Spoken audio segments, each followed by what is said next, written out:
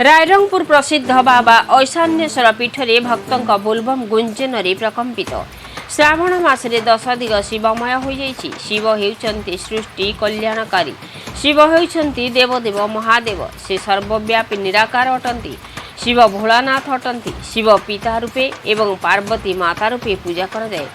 शिव सरलतार मूर्ति शीघ्र प्रसन्न हुंती और समस्त मनस्कामना पूर्ण करती। सेथिलागि श्रद्धालु माने जल और क्षीर अभिषेक करती। श्रावण मास तृतीय पाली आज रायरंगपुर सहर गढ़ ग्राम राजाराजुड़ा अमल स्थापित बाबा ऐशान्येश्वर मंदिर में बहु संख्यार श्रद्धालु और काउड़िया माने शिवलिंग जल लगे कर आस्था और विश्वास अच्छी। श्रावण मासरे देवदेव महादेव निकट में जल लगे गले कोटि पुण्य फल मिले। काउड़िया माने सुदूर खिचिंगर बैतरणी नदी बहु बाधाविघ्न सही तुहा को तुहा वर्षा को दुर्गम नदी नाल जंगल खाल कमाल पथुरिया रास्ता अतिक्रम करी जल भार आनी आज बाबा ऐशान्येश्वर पीठरे अकुंठ भक्तिभाव और विश्वास नहीं जल लगी कराइथिले। काउड़िया मानक बोलबम हर हर महादेव भोले बाबा पार करेगा नारे प्रकंपित होइथिला अंचल। मयूरभंज अक्षय विश्वाल रिपोर्ट मसीहा न्यूज। आपण मसीहा न्यूज यूट्यूब चैनल को सब्सक्राइब कले कि जदि करना एबे करनियंतु। एहा सह मसीहा न्यूज फेसबुक और ट्विटर पेज को लाइक और फॉलो करंतु। ता सह मसीहा न्यूज एप आसीगलानी। निज मोबाइल प्ले स्टोर रु डाउनलोड करनियंतु। जय जगन्नाथ। रायरंगपुर निवासी आम सब वर्ष गढ़ श्री ऐशान्येश्वर महादेव मंदिर में पानी ढाड़ी आसु दीर्घ 12-14 वर्ष है।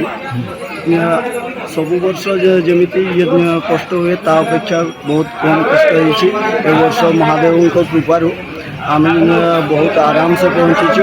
वर्षा घड़घड़ी सत्वे भी आम मान एत कष्ट भोग करना और महादेव समस्त मनस्कामना पूर्ण करंतु।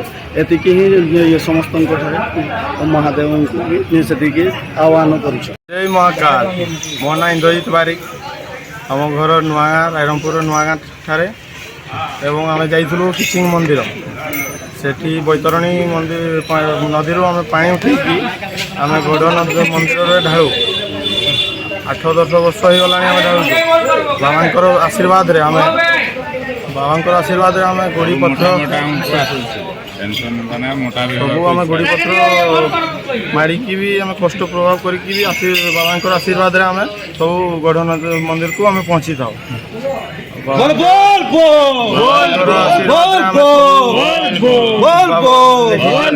बाबांकर आशीर्वाद रे सब आम निज मनस्कामना जहाँ रखी था आम सब पूरण हुए से आम बाबा